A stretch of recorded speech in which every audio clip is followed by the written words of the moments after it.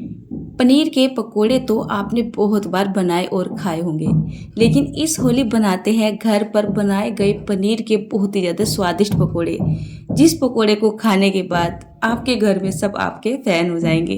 तो चलिए शुरू करते हैं इन सुपर टेस्टी पकोड़ों को बनाना। तो सबसे पहले पकोड़े बनाने के लिए हमें इसका घोल तैयार करना होता है।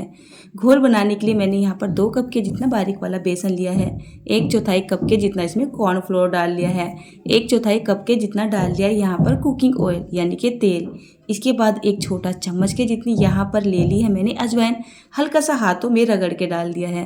टेस्ट के हिसाब से 1 चम्मच के जितना नमक, 1 चम्मच के जितना लाल मिर्च का पाउडर, 1 चम्मच के जितना गरम मसाला, ढेर सारी कसूरी मेथी और इसके बाद यहाँ पर हींग जरूर से डालेंगे, क्योंकि हींग का जो टेस्ट आता है ना, बहुत सारी रेसिपी में एक अलग ही आता है, मतलब टेस्ट को और ज़्यादा बढ़ा देता है। साथ में यहाँ पर खूब सारा मुट्ठी भर कटा हुआ हरा धनिया।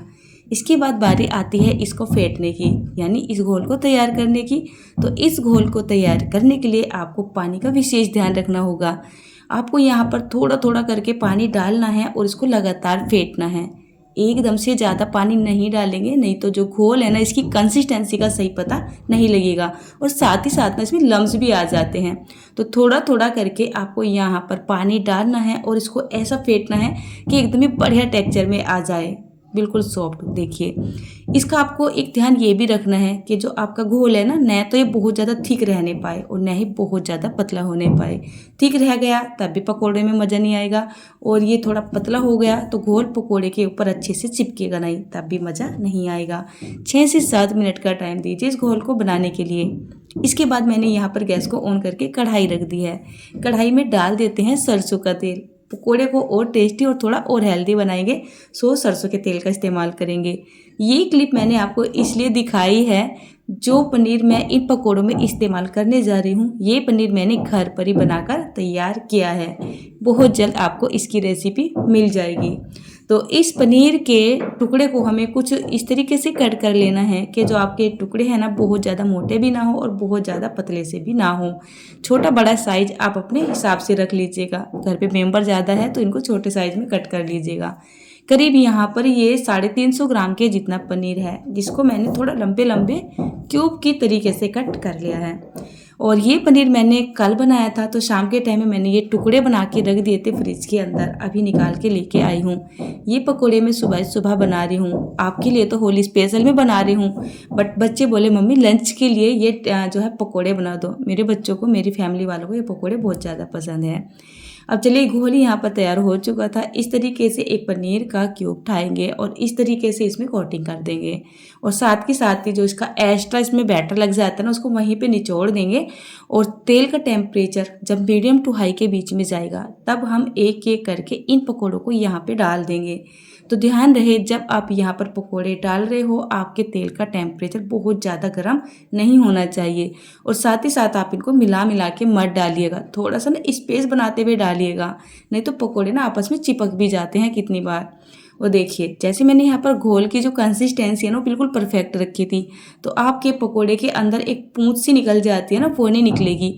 ये पतला रहा तब भी मतलब एक पूंछ सी निकल जाती है, और ज़्यादा थिक हो गया ना, तब ये अच्छे से मतलब शेप नहीं लेते हैं अपनी। तो इसका आपको बहुत ज़्यादा ध्यान रखना है।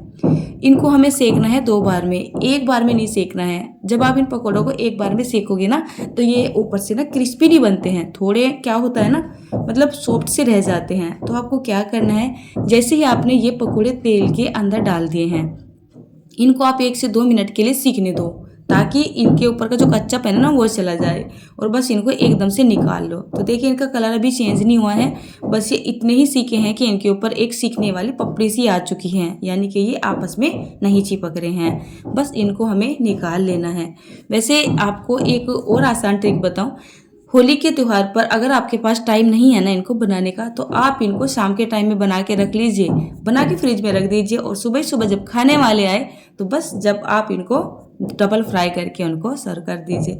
अब मैं आपको एक चीज़ और दिखाने जा रही हूँ। अब सुबह सुबह आप सभी समझ सकते हैं, काम की बहुत ज़्यादा जल्दी होती है, और इस काम की जल्दी में मैं अपने बच्चों को कुछ काम दे देती हूँ और बच्चों के काम तो आप समझ ही सकते हैं, पता नहीं मेरे बच्चे ही करते हैं या सभी के बच्चे ऐसा करते हैं। मैंने यासिका को बोला, यासिका लेट हो रहा है, तुम्हारे लंच में लेट हो जाएगी, तू थोड़ा सा काम कर ले। और देखिए इसने दूध बखेर दिया। अब जब दूध बिखर गया, उधर से मैंने कैमरा लगा रखा तो मैं इसको लगा रही थी डांट। जैसे ही मैं अंदर को गई ना तो इसने डांस करना शुरू कर दिया। मेरे बच्चों पे कोई असर नहीं पड़ता है मेरा, मैं कितनी भी इनको डांट लगा लूँ। ये क्लिप मेरा आपको दिखाने का मन कर रहा था कि मेरे बच्चे ऐसे हैं कि सभी के बच्चे ऐसे होते हैं, जबकि मैं यहाँ पे बहुत गुस्सा कर रही थी। चलिए खैर कोई बात नहीं, बच्चों को तो चलता रहता है। अब आप देखिए, जैसे मैंने पहले वाला बैच निकाला था वो काफ़ी ठंडा हो चुका था। अब टाइम आ चुका है मतलब इनको सर्व करने का, अंदर भोग जाने का। एक भोग तो मतलब एक बैच तो मैंने भोग में ना देखिए पहुंचा दिया है। ये दूसरे वाला बैच है जो बच्चे स्कूल में लेके जाएंगे। तो आपको क्या करना है, तेल का टेम्परेचर बढ़िया सा गर्म कर लेना है और फटाफट से पकौड़े यहाँ पे डाल देने हैं। 1 से 1.5 या 2 मिनट के लिए आपको इन्हें बढ़िया सा क्रिस्पी होने तक सेक लेना है। इस टाइम पे आप पकौड़ों का कलर देख ही सकते हैं, कलर के साथ साथ आपको इनके टेक्सचर का भी पता लग रहा होगा, है कि नहीं। देखिए एकदम क्रिस्पी क्रिस्पी नज़र आ रहे हैं। एक्स्ट्रा क्रिस्पी बनाना चाहते हो तो आप यहाँ पर कॉर्नफ्लोर का ही इस्तेमाल कीजिएगा, नहीं तो नॉर्मली लोग चावल का आटा भी डाल लेते हैं, गेहूँ का आटा भी डाल लेते हैं, उससे ना वो मज़ा नहीं आता है। वैसे आप इसको बिना कॉर्नफ्लोर के भी बना सकते हो, तब ये ना इतने ज़्यादा क्रिस्पी से नहीं बनते हैं, लेकिन हाँ खाने में तो बहुत ज़्यादा टेस्टी लगती हैं। अब चलिए यहाँ पर ये बना के कर लिए हैं तैयार। बच्चों को ये पकोड़े स्कूल के लंच में भी लेके जाने थे, घर में भी खाने थे, तो पकोड़े मुझे कम से लग रहे थे। साइड में मैंने कुछ आलू के पकोड़े अभी बना ली थी। चलिए आपको मैं कट करके दिखाती हूँ। ये देखिए बिल्कुल भी पूंछ ही नहीं निकली है, कलर कितना प्यारा सा आया हुआ है, देखिए बिल्कुल परफेक्ट है ना।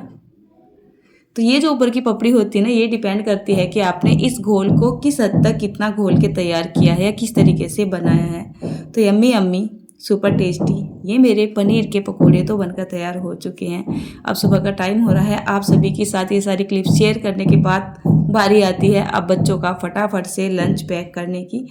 तो सुबह का जो टाइम होता है ना, देखिए इतना बिजी हो जाता है ना कि मैं कितना भी कोशिश कर लूँ अपनी रेसिपी को सही तरीके से शूट करने की, लेकिन टाइम की कमी की वजह से आपको बारीक बारीक टिप्स और ट्रिक नहीं दिखा पाती हूँ, मतलब जो और अच्छी तरीके से दिखानी चाहिए मेन ही चीज़ें दिखाती हूँ। अब उस साइड में भी जो स्टेनर है ना, उसमें रखी हुई है आलू की पकौड़ियाँ और यहाँ पर है ये पनीर के पकौड़े। तो मैं यहाँ पर बच्चों का लंच पैक कर रही हूँ, और जब बच्चों को मैं इस तरीके की खाने की चीज़ें देती हूँ और वो अपने फ्रेंड्स के साथ शेयर करके खाते हैं, तो बस इनके चेहरे पर खुशी ही कुछ और होती है।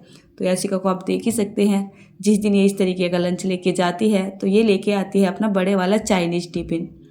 नॉर्मली तो इसके पास स्टील का टिफ़िन है जिसमें मैं डेली का खाना देती हूँ, लेकिन उसमें पकोड़े वगैरह ना कम आते हैं। अब ये जो टिफ़िन है इसमें काफ़ी सारे पकोड़े वगैरह नाश्ते वगैरह आ जाते हैं। अब ये खुद भी खाते हैं और अपने फ्रेंड्स के साथ भी शेयर करके खाते हैं। मेरे बच्चों को बहुत अच्छा लगता है जब ये अपनी चीज़ें दूसरों के साथ शेयर करते हैं। हम हमेशा अपने बच्चों को यही सिखाते हैं, चीज़ कोई भी हो, खाने की चीज़ हो या कोई ऐसी चीज़ हो कि आप दूसरों के साथ शेयर कर सकते हो, और शेयर करने के बाद दूसरों को खुशी मिलती है, तो कोई बात नहीं, शेयर करके खा लेना चाहिए मिल बट के। तो मैंने तो आज ही अपने बच्चों के लंच के लिए बनाए थे, और मुझे उम्मीद है आप होली के त्यौहार पर इन पकौड़ों को बनाइएगा, सभी को बहुत ज़्यादा पसंद आएंगे।